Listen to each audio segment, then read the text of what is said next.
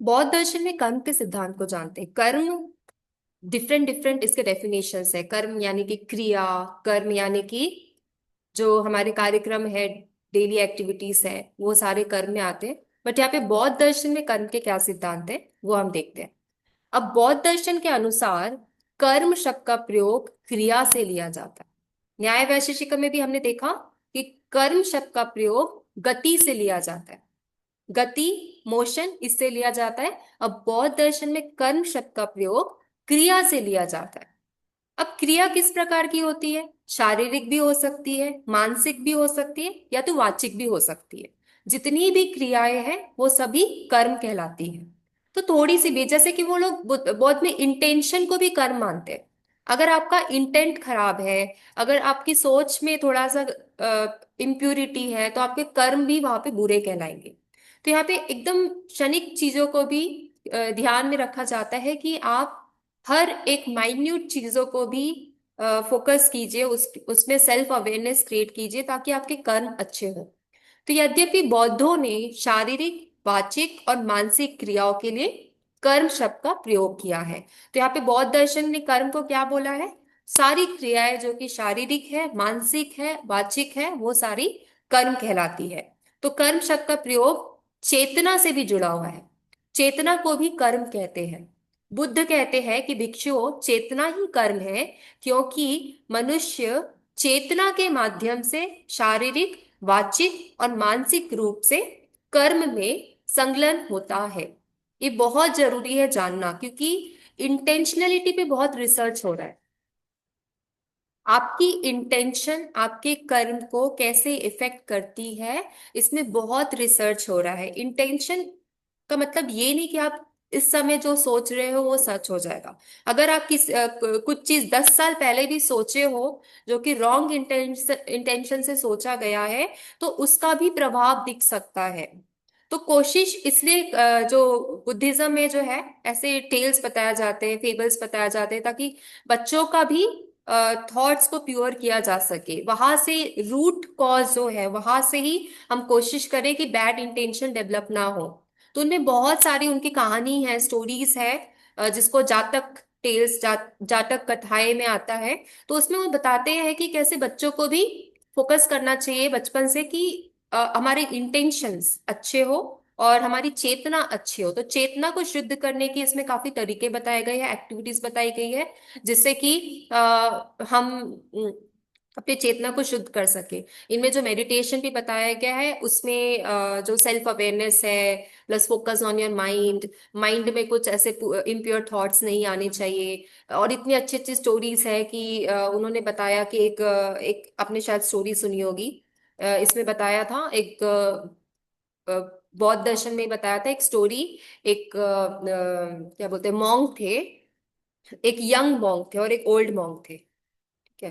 वो river cross करते हैं, और जब रिवर क्रॉस करते हैं तो वहाँ पे एक लेडी होती है और लेडी को भी क्रॉस करना रहता है। ठीक है।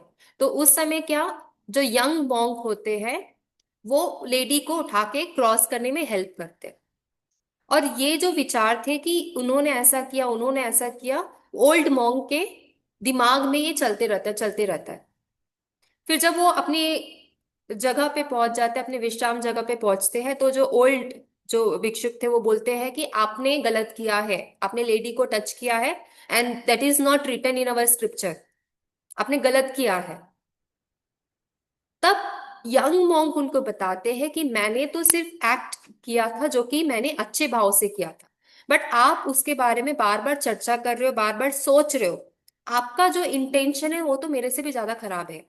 मैंने कुछ गलत नहीं किया, बट आप उसके बारे में सोच रहे हो, और इसलिए आप जो कर रहे हो आपके कर्म खराब है। तो यहाँ इस छोटी सी स्टोरी से आप समझ सकते हो कि हमारी सोच कितना मैटर करती है। और बौद्धिक दर्शन में सोच ही कर्म कहलाता है, आपका इंटेंशन ही कर्म कहलाता है।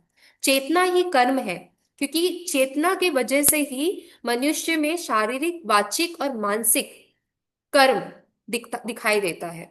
तो बौद्धिक दर्शन में जो मेन कर्म को स्वीकार किया है वो है मानसिक कर्म, जिसको चित्त कर्म कहते हैं।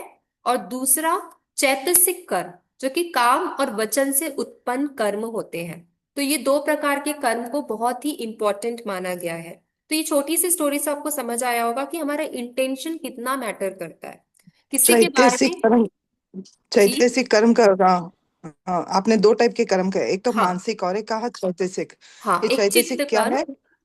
एक चैतसिक यानी कि काम और वचन से उत्पन्न कर्म, आपकी डिजायर या तो आप जो बोल रहे हो उससे जो उत्पन्न कर्म होता है वो चैतसिक कर्म होता है।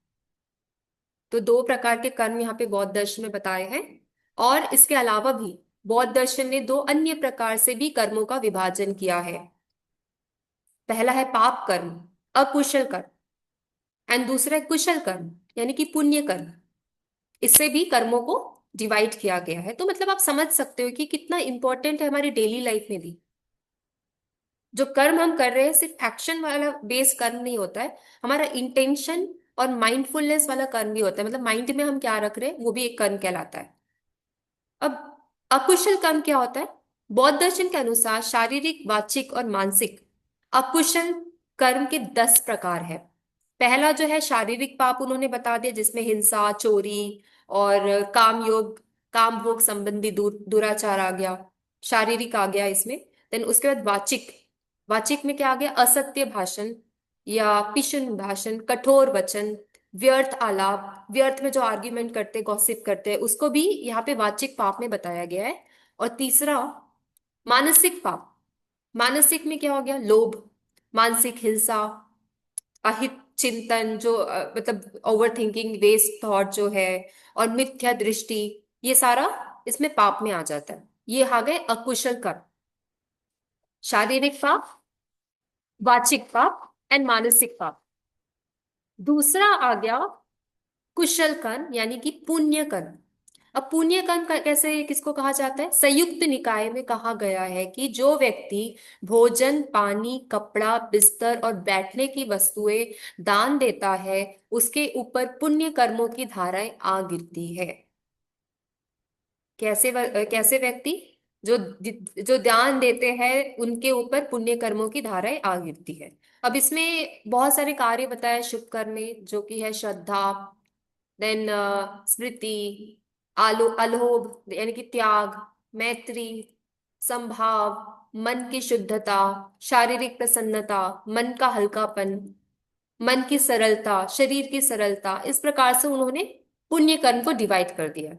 तो इस प्रकार से बौद्धों के अनुसार चित्तगत वासना का कारण कार्य भाव से सुख दुख का हेतु बनती है। वासना की वशीभूत होकर मनुष्य अच्छे या बुरे कर्म करता है और परिणाम भी वैसा ही प्राप्त करता है, जो हमने देखा था प्रतीत्य समुत्पाद। यानी कि कारण की वजह से कार्य दिखता है। तो कारण बहुत इंपॉर्टेंट है अकॉर्डिंग टू बौद्ध दर्शन।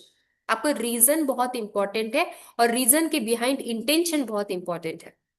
ये हो गया बौद्ध दर्शन। बौद्ध दर्शन को बहुत अच्छे से समझना है तो प्रतीत्य समुत्पाद के नोट्स मैंने दिए हुए हैं, उसको अच्छे से पढ़िए, क्योंकि उसमें कारण और कार्य का जो संबंध है वो काफी हद तक क्लियर हो जाता है। प्रतीत्य समुत, जो पहले से जो चीजें हो रही है उसके बाद नेक्स्ट चीज आपको दिखाई देती है। तो ये समझना बहुत जरूरी है। आपके साथ भी जो भी कुछ हो रहा है, अगर आप उसको एनालाइज करते हो तो आप क्या करते हो?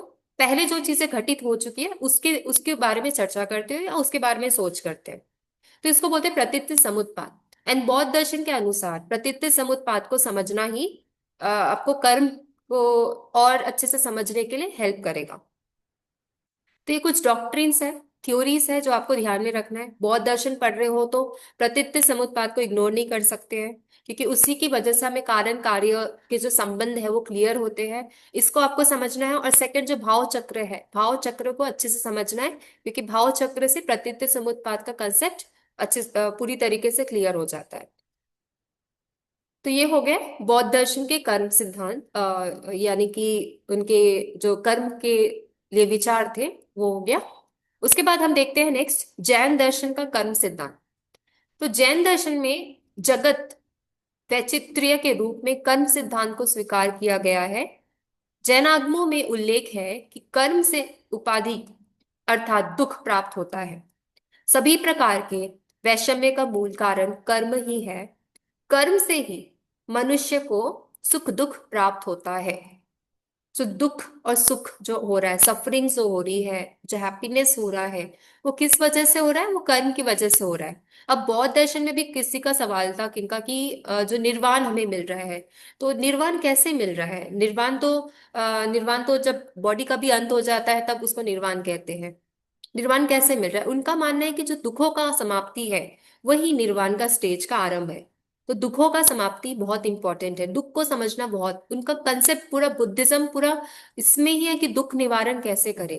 इसीलिए वहां पे प्रतीत्य समुत्पाद का कंसेप्ट आता है, ताकि हम दुख निवारण को और अच्छे से समझ सके और अल्टीमेटली निर्वाण को समझ सके। बट यहाँ पे भी जैन दर्शन में देखा गया है कि सुख दुख जो प्राप्त हो रहा है वो कर्म की वजह से हो रहा है। किसकी वजह से हो रहा है? कम कर्म की वजह से हो रहा है। और वैसे ही काल, स्वभाव, नियति, यदृच्छा को भी इस विचित्र का कारण माना गया है, किंतु इन सबसे प्रमुख कर्म ही है, क्योंकि कर्म के द्वारा ही यह सब नियंत्रित होता है। यहाँ पे सबसे ज्यादा इंपॉर्टेंट कर्म को दिया गया है, क्योंकि जो भी लाइफ में सफरिंग्स है, हैप्पीनेस है, उसका रीजन क्या है? कर्म है।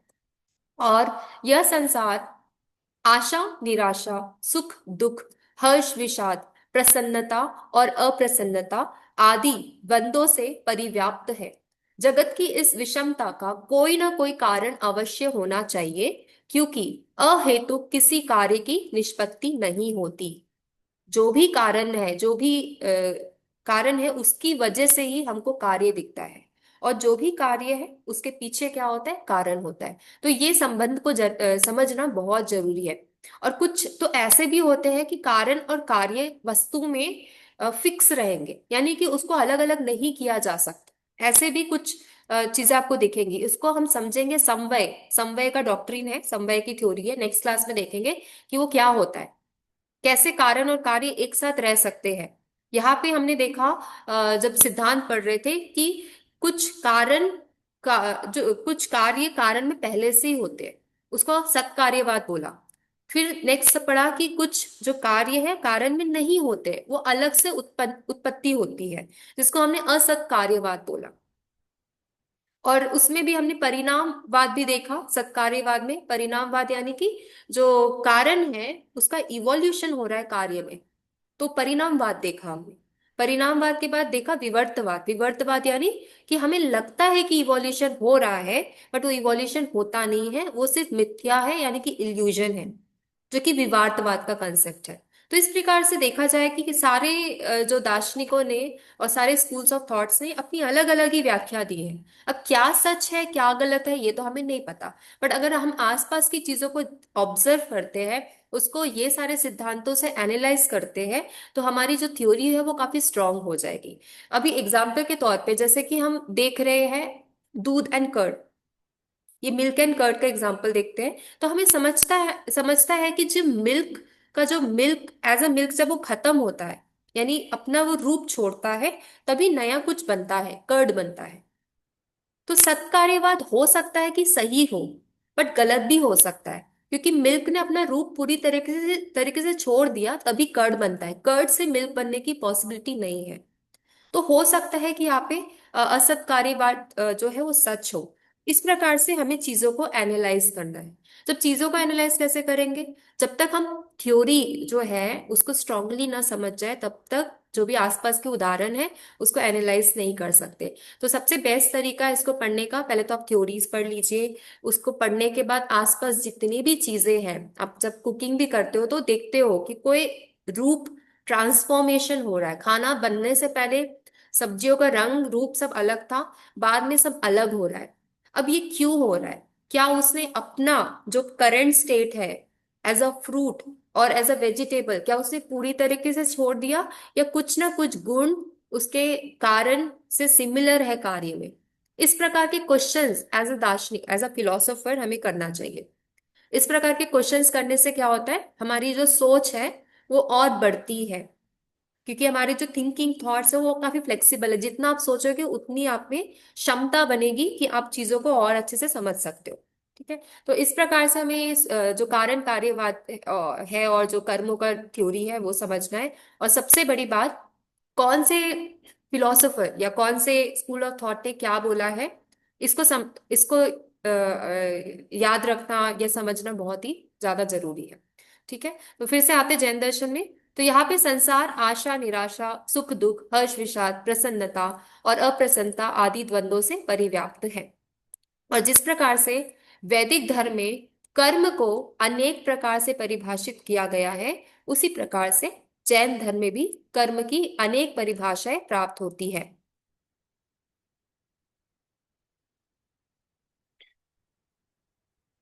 हाँ, तो यहाँ पे सबसे इंपॉर्टेंट यही है कि जो भी, जिस प्रकार की भी एक्टिविटी है, जिस प्रकार भी की कर्म है, जो आत्मा द्वारा जो किया जाता है, वो कर्म कहलाता है।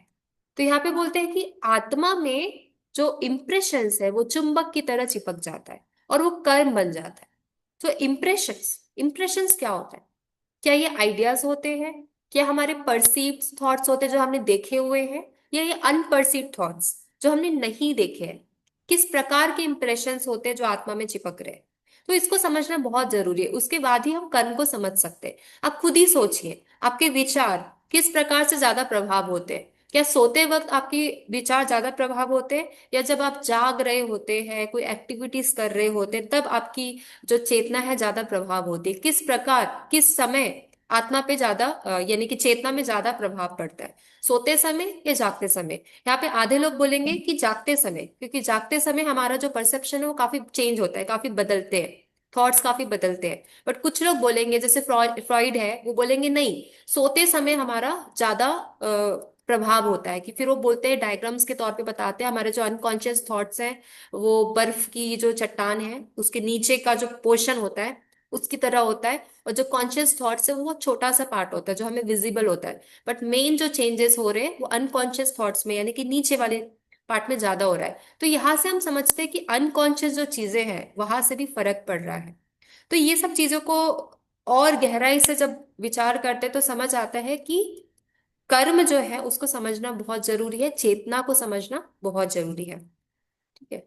और जीव में जो भी शुभ अशुभ प्रवृत्ति से आकृष्ट, सुख दुख एवं आवरण के हेतुभूत पुद्गल स्कंद को कर्म कहा गया है। प्रसिद्ध जैन आचार्य देवेंद्र सूरि ने कर्म को परिभाषित करते हुए कहा है कि जीव की अपनी शारीरिक, मानसिक एवं वाचिक शुभाशुभ क्रिया द्वारा या मिथ्यात्व, अविरति, प्रमाद, कषाय और योग, इन कारणों से प्रेरित होकर राग द्वेषात्मक प्रवृत्ति से चुंबक की तरह आकृष्ट आत्मा जो करता है वह कर्म कहलाता है। तो कर्म का डेफिनेशन बहुत इंपॉर्टेंट है समझना। क्या कर्म सिर्फ आत्मा की वजह से हो रहा है, या इसमें हमारा जो मटेरियलिस्टिक, जो हमारा मैटर है, उसका भी इसमें रोल है? जैसे अगर सांख्य दर्शन में बोला जाए तो सांख्य दर्शन बोलेंगे कि नहीं, प्रकृति का भी रोल है, प्रकृति की वजह से ही ये सब कुछ हो रहा है। आत्मा तो, आत्मा का वो कर्म होता है, बट अल्टीमेटली वो प्रकृति की वजह से हो रहा है। अगर बॉडी नहीं होती तो बॉडी में डिजायर नहीं होता, बॉडी की वजह से डिजायर हो रहा है। ठीक है। तो यहाँ पे देखा जाए तो थोड़ा सा फर्क आपको दिख रहा होगा। यहाँ पे क्या बोल रहा है, आत्मा में चुंबक की तरह ये सारी जो आपको वृत्तियां दिख रही है, मॉडिफिकेशन दिख रहे हैं, वो उसकी वजह से हो रहा है। अब थोड़ा और आगे देख लेते हैं। यहाँ पे सारे आचार्यों ने भी बोला है, जो आप एक बार पढ़ सकते हैं, किसने क्या बोला है। हाँ, आत्मा के द्वारा अपने अध्यवसाय से आकृष्ट शुभाशुभ पुद्गल संचित रहते हैं और आत्म प्रवृत्ति द्वारा आकृष्ट होते हैं। आत्म प्रवृत्ति द्वारा, अब आत्म प्रवृत्ति क्या होता है? आत्म प्रवृत्ति के कारण आकृष्ट होते हैं और उसे ही कर्म कहा जाता है। क्या आत्म प्रवृत्ति होता है? प्रवृत्ति क्या होता है? आत्म प्रवृत्ति मीन्स वर्क क्रिया मैम, हम करना। हम्म। इनर वर्क प्रवृत्ति जो है मतलब आत्मा क्रिया, की वर्क। जो भी हम क्रिया करते हैं उसको प्रवृत्ति कहते हैं। जी, तो आत्म जो प्रवृत्ति भी क्या हम होता कर, है फिर? क्रिया आत्मा, तो, आत्मा के लिए जो क्रिया की जाती है, हम्म। जिसमें कि आत्मा का भला हो, सांसारिक हाँ। क्रिया नहीं आती उसमें। हम्म। जैसे कि तप है, स्वाध्याय है, ये सब हम्म। हमारी आत्मा की क्रिया है, हाँ, तो हम ये आत्मा क्या, के लिए क्या ये करते हैं। आत्मा कर रही है या शरीर कर रहा है? आत्मा कर रही है, शरीर तो तप है तो वो तो माध्यम है, शरीर तो हाँ। कर तो अच्छा, आत्मा रही है। ठीक है। कर शरीर रहा है मैम आत्मा के लिए। हाँ, आत्मा के लिए। शरीर कर रहा है। शरीर कर रहा है आत्मा के लिए, या आत्मा कर रही है शरीर के लिए? कंफ्यूजन है इसमें बहुत, है ना? आत्मा का, आत्मा के लिए, आत्मा के द्वारा जो क्रिया की जाती है वो हाँ, आत्म क्रिया। ओके, ठीक है। तो यहाँ पे कर्म का अर्थ प्रवृत्ति है, कर्म को ही प्रवृत्ति बोला है। और आत्मा और कर्म का संबंध क्रिया के द्वारा होता है। ये बहुत इंपॉर्टेंट है समझना। आत्मा और कर्म का जो संबंध है, मैं इसलिए बोल रही हूँ कि कर्म और क्रिया में फर्क है। कर्म को आप क्रिया बोलेंगे तो वो गलत है। क्रिया माने एक्टिविटीज, जो कि हमारी बॉडीज कर रही है, हमारी मतलब जो भी हमारी प्रकृति है वो कर रहे हैं, उसको बोलते हैं एक्टिविटीज। अब जो भी एक्टिविटीज हम कर रहे हैं, मतलब जो हमारा शरीर कर रहा है, वो आत्मा का कर्म बन जाता है। वो आत्मा का कर्म बन जाता है, यानी कि जो भी हम सोच रहे हैं, जो भी हम विचार कर रहे हैं, जो भी हम अपना एक्शन कर रहे हैं, अल्टीमेटली वो आत्मा का कर्म बन जाता है। तो जब तक आत्मा में कर्म जनित प्रकंपन विद्यमान है, तब तक उसका कर्म परमाणुओं के साथ संबंध होता रहता है। जैनिज्म में कर्म परमाणु पे ही फोकस किया गया है। कर्म परमाणु। तो यहाँ पे दो शब्द का अर्थ बहुत इंपॉर्टेंट है, एक तो आत्मा प्रवृत्ति और दूसरा कर्म परमाणु। ये लिख लीजिए और इस पे विचार कीजिए कि ये होता क्या है, कर्म प्रवृत्ति और कर्म परमाणु। और इसलिए बोला गया है कि जो कर्मवाद है वो क्रियावाद की उपजीवी है। कर्मवाद क्रियावाद का उपजीवी है। क्रिया है, इसलिए उसको करने से कर्म बंद होता है। तो ऐसा तो नहीं कि क्रिया ना करे, क्रिया भी करना है ना। क्रिया तो करना है, कर्म बंध को भी हटाना है और क्रिया भी करना है। तो ये कैसे पॉसिबल है कि हम क्रिया भी करें और कर्म बंध में भी ना फंसे? ये कैसे पॉसिबल है? समझ रहे हैं आप लोग क्या बोल रहे हैं यहाँ पे? समझ आ रहा है आप सबको? Yes, hmm. Yes ma'am. Okay. तो ऐसी क्रिया करनी चाहिए जिससे कर्मों का बंधन कम से कम हो, हमें सोच समझ हाँ, के काम करना। हम्म, कर्म बंध को बचाना है ताकि कर्म परमाणु आत्मा से चुंबक की तरह ना चिपक जाए। तो कर्म बंध के कारण जीव संसार में संचरण करता है। इस प्रकार जैन दर्शन में भी जीव के द्वारा जो कुछ भी किया जाता है वह कर्म कहलाता है। जीव के द्वारा। अब जीव और आत्मा क्या अलग अलग है या एक है, या दोनों को एक अलग है। अलग तरीके से बोला गया है?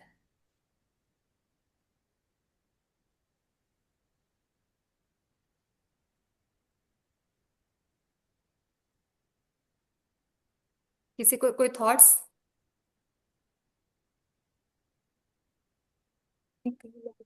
मैम, आत्मा ही जीव है ना मैम। वो तो हम बोल रहे हैं, बट यहाँ पे इस कंसेप्ट से सोचे। आत्मा तो क्या है? आत्मा कर्म बंधन में फंस रहा है। आत्मा कर्म बंधन में क्यों फंस रहा है? जीव की क्रिया से फंस रहा है।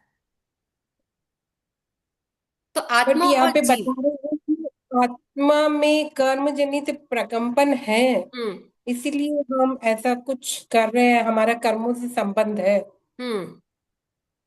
आत्मा हमारा कर्मों से तो संबंध है क्योंकि हम क्रिया कर रहे हैं ना।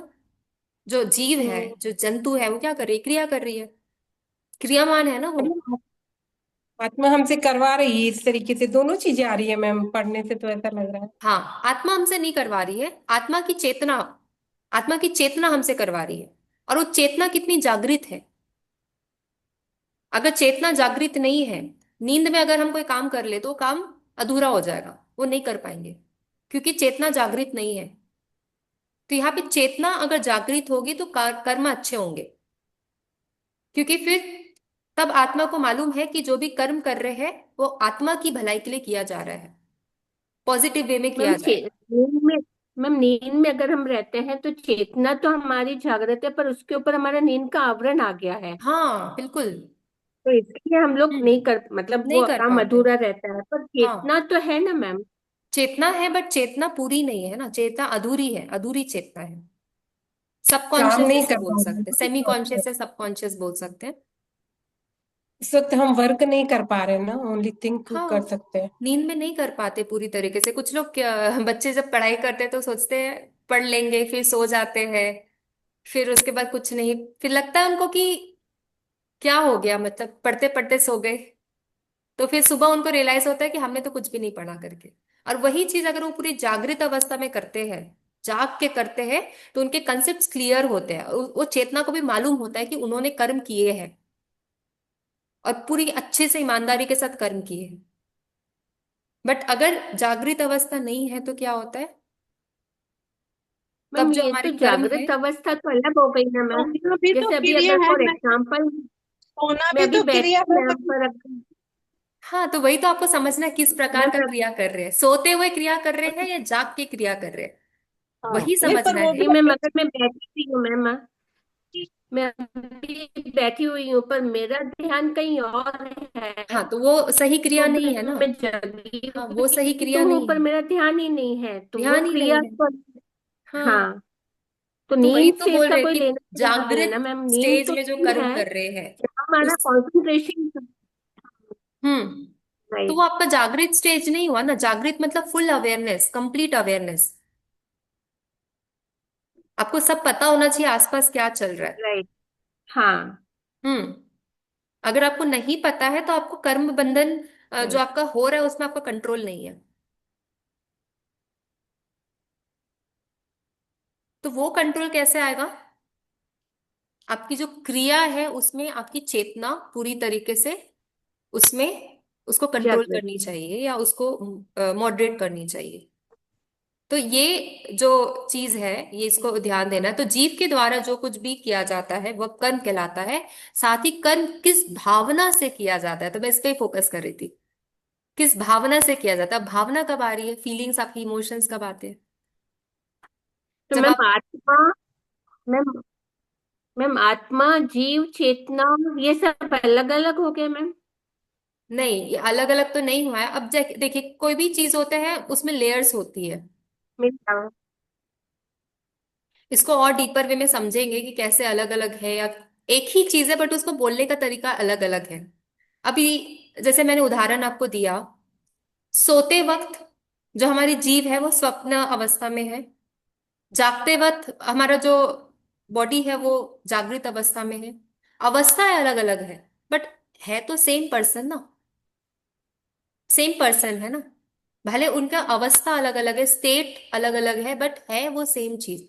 ऐसे ही यहाँ पे जीव और आत्मा सेम है, बट उनकी जो स्टेज है वो अलग अलग है। स्टेज ऑफ कॉन्शियसनेस बोलते हैं ना, स्टेज उनके अलग अलग है। बट ये भी बात सारे दर्शनों ने अलग अलग ही कही है, उनके भी बोलने का तरीका अलग है। और अल्टीमेटली हमें यही समझना है कि ये सब का अर्थ क्या है, ये सब का पर्पस क्या है। अल्टीमेटली तो वही बोल रहे हैं ना, हमारी चेतना को जागृत करो।